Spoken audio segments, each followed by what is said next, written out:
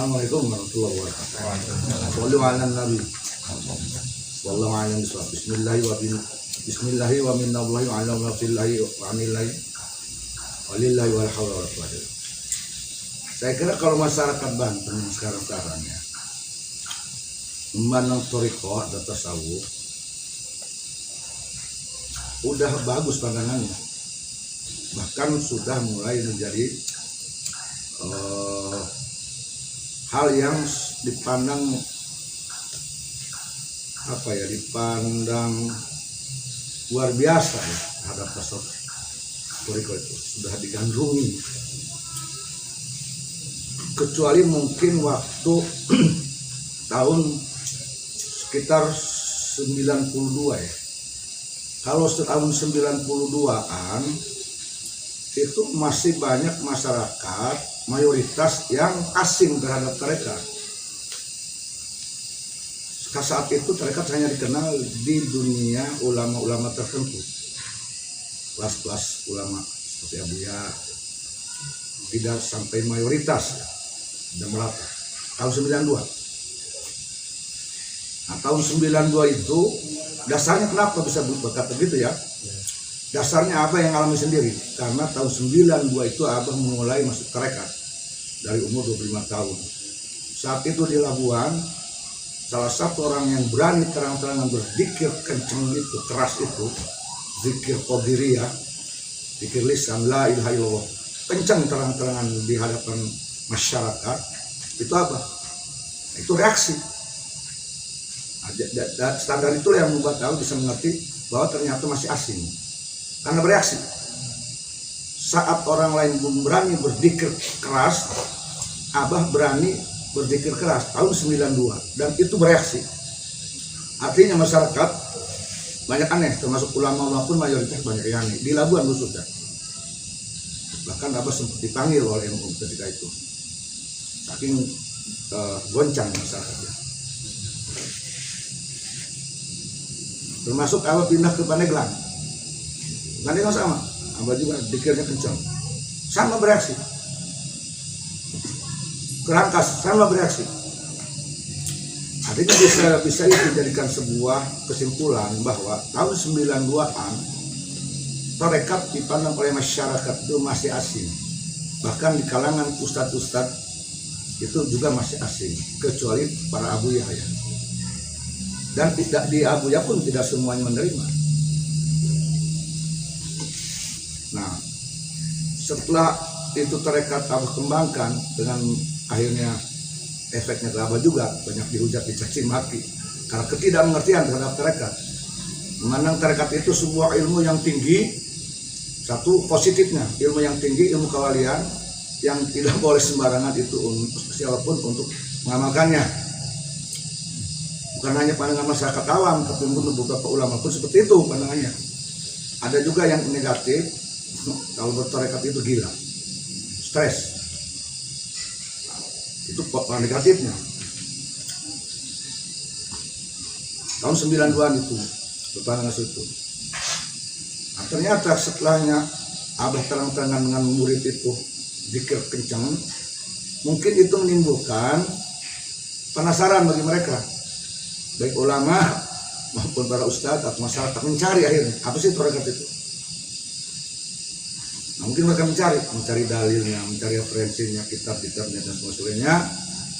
Yang pada akhirnya setelah mungkin mereka dituntun oleh Allah Ta'ala ketemu, ternyata tarekat itu bagus dan tidak seperti yang dibayangkan oleh orang lain bahwa tarekat harus kelas tinggi, harus kelas abuya.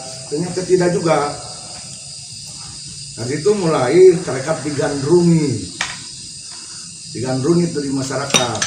Ya sekitar tahun 97-an lah mulai itu digandrungi.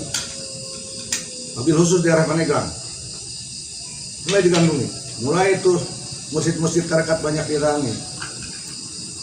Dari mulai Mama Kazim, putranya Mama Agung Caringin, Abah Sukanta, Abah Jupri Sukacai, Abah Farudin, mulai itu penuh tuh. Nah, didatangi oleh orang yang ingin dibayar tarekat. Tahun 97-an itu sudah mulai. Jadi masyarakat sudah mulai kurang batung sebentar karena mereka ngerti ini tasawuf dan mulai tidak berbangun dulu. Alhamdulillah sampai sekarang abah lihat di Serang, kan abah juga kita pengajian di Serang, kita cek di Serang, kalau orang politik bilang cek ombak, ternyata nggak ada masalah di Serang. Di Asauroh, karena abah punya pengajian khusus Asauroh tiap malam Rebo, itu diwakili oleh Ustadz Yadi Supriyadi, nggak ada reaksi. Bahkan Pak Wan sering dengar tuh, Pak Wannya rektor ya, sering dengar ya di Masjid Asauroh, nggak ada reaksi. Kita buka di Cilegon, nggak ada reaksi. Ya berarti tahun 97-an, 90 sampai 2000 itu malah masyarakat sudah sebentar mulai ngerti karena termasuk kiai-kiai dan sampai sekarang. Jadi awal mulanya reaksi masyarakat dan kemudian dikenal itu awal mulanya abah itu yang berani tampil. Karena sebelum abah itu nggak ada yang berani tarekat kencang-kencang. Pikir wah nggak ada yang berani. Nggak ada yang berani. Seorang kiai pun ngumpet.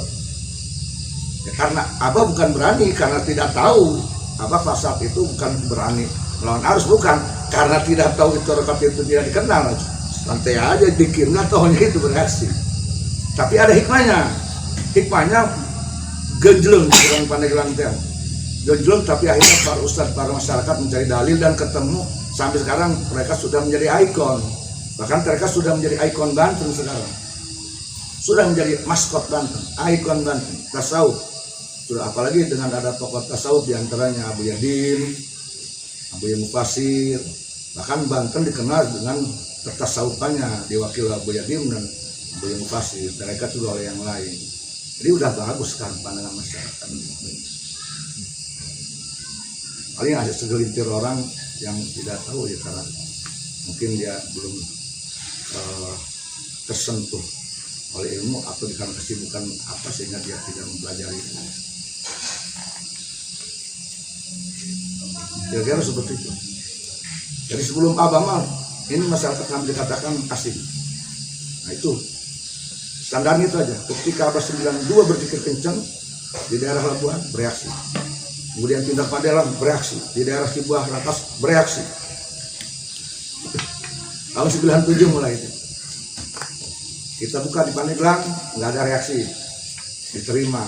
Serang diterima, di Cilegon diterima, di Tangerang gitu. Tahun 90-an, 2000 lah, mulai diterima. Sampai sekarang. Betul. Ya paling juga zaman sekarang yang nggak nerima paling orang Wahabi, kaum bid'ah, kaum musyrik, kaum takfiri.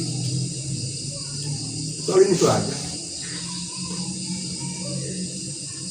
Yang sampai sekarang yang belum menerima kaum Wahabi, kaum bid'ah, kaum musyrik, kaum takfir.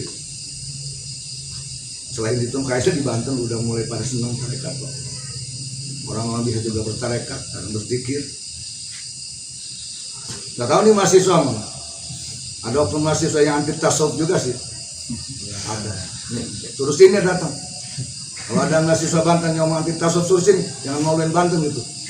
Dengan orang Banten nanti mahasiswa Banten anti tasawuf suruh ngaji sini, dipertanyakan kebantenannya sama badan gitu. Ngajinya kemana itu orang? Kesiangan. Itu kalau menurut abang pahlawan kesiangan tuh. Maaf ya, oknum Wahabi itu pahlawan kesiangan. Pahlawan kesiangan mencari kebenaran, pahlawan kesiangan. Udah lama udah kesiangan gitu. Kalau kaum seperti itu mengharamkan tarekat dan tasawuf, bid'ah itu kaum pahlawan kesiangan mencari kebenaran gitu. Ya, bilangin kesiangan gitu. Belanda sudah lewat coy. Bro, udah lewat Belanda gitu. Ya.